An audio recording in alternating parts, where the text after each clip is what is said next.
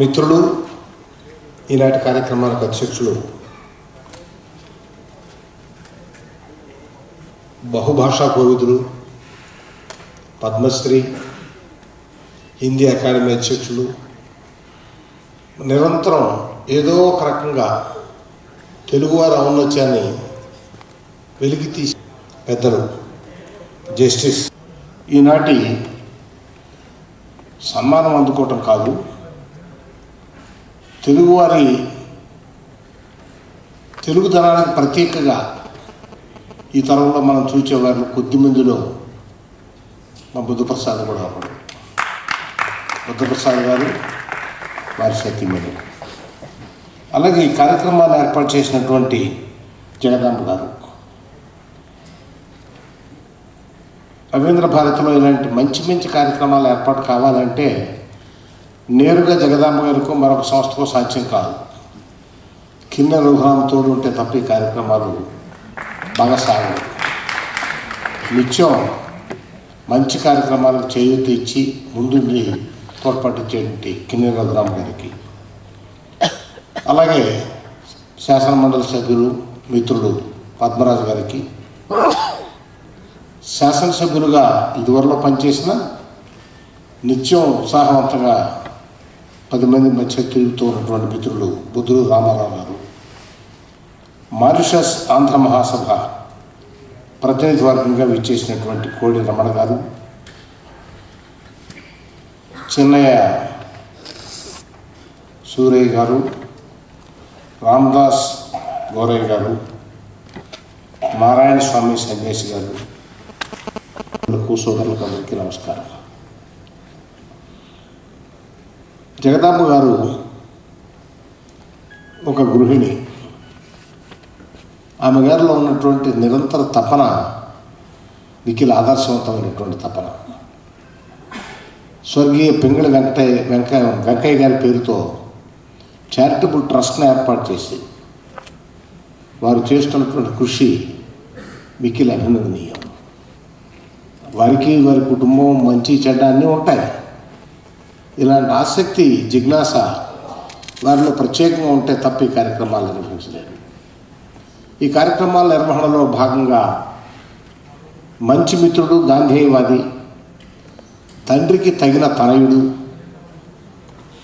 గాంధేయవాదే కాకుండా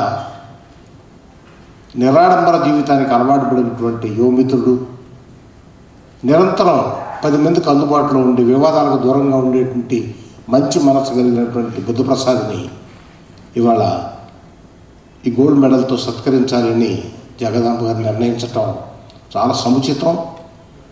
ఈ నిర్ణయానికి వారిని అభినందిస్తున్నాను, వారికి ధన్యవాదాలు చెబుతున్నాను.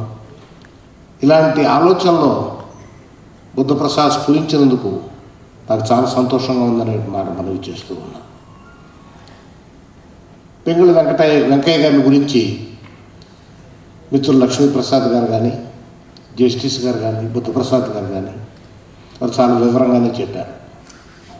ఒక మహనీయుడు, తెలుగు జాతే కాకుండా భారతదేశం గర్వించదగినటువంటి మహోన్నతమైనటువంటి గాంధేయవాది, జాతీయ పతాకాన్ని రూపకల్పన చేసినటువంటి మహిమాన్వితుడు, ఒక తపస్వి. అలాంటి వారికి అందవలసినటువంటి సముచిత గౌరవం అందలేదు అనే బాధ మనందరిలో కూడా ఎప్పుడూ నిరంతరం ఉంటూనే ఉంటుంది.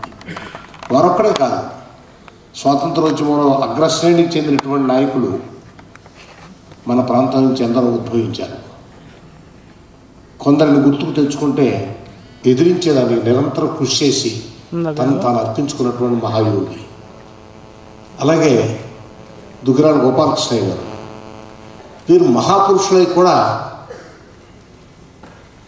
ఆంధ్రదేశంలో మహత్తరమైనటువంటి సేవల నుంచి గుర్తింపు పొందారే కానీ దేశంలో రావాల్సినటువంటి గుర్తింపు వీరికి రాలేదనే మాట వాస్తవం. దీనికి అనేక మంది అనేక కారణాలు చెబుతూ ఉంటారు. మా చిన్నతనంలో ఒక మాట వింటూ ఉండేవాడిని, ఆంధ్రుడు పైకి వెళ్ళాలి అని అంటే ఇక్కడ ఉన్నటువంటి మరొక సోదరుడు అడ్డగిస్తూ ఉంటాడని. ఒక మాట గుర్తు చేస్తున్నాను. ప్రకాశం పంతులు గారిని ఆంధ్ర కేసరి అని మనం ఎప్పుడు కూడా గుర్తుపెట్టుకుంటాం, త్యాగానికి మారు పేరుగా. సాహసవంతమైనటువంటి వాడుగా, చనిపోయే నాటికి ఆయనకి కావలసినటువంటి నిత్యం ధరించే బట్టలు కూడా లేకుండా అంతటి దారిద్ర్యంలో కూడా నీతివంతంగా బతికినటువంటి వాడిగా మనందరికీ తెలుసు.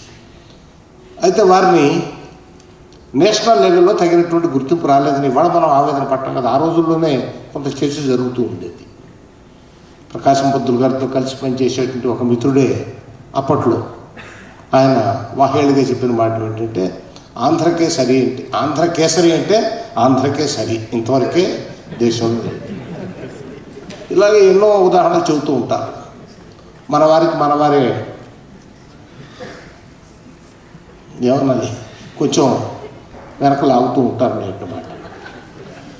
ఏమైనా కూడా స్వాతంత్రోద్యమంలో మహత్తరమైనటువంటి పాత్ర నిర్వహించినటువంటి రాష్ట్రాల్లో మన ప్రాంతం కూడా ఒకటి. తెలుగువారి విరోచితమైనటువంటి పాత్రని ఈ దేశం అన్నిటికీ మర్చిపోలేదు. ఒకవేళ సన్మానాలు కానీ గౌరవాలు కానీ పదవులు కానీ అవి అందినా అందకపోయినా మనందరి మనస్సుల్లో కూడా చెరగని ముద్ర వేసుకున్నటువంటి మహనీయులు. అలాంటి వారిలో పెరిగినవారు కూడా ఒకరు కావటం, వారు చివరి రోజుల్లో విజయవాడలో ఎలాంటి దారిద్ర్యాన్ని అనుభవించారనే మాట పెద్దలు చెబుతూ ఉంటే వింటూ ఉంటాం. వారే కాదు, ఎంతమంది మహనీయులను చూస్తూ ఉంటాం. మహాత్మా గాంధీ కుటుంబాన్ని చూస్తే ఈ దేశం కోసం తాను అర్పించుకున్నటువంటి మహాయోగి పొంగవుడు, ప్రపంచం గుర్తించినటువంటి శాంతి దూత.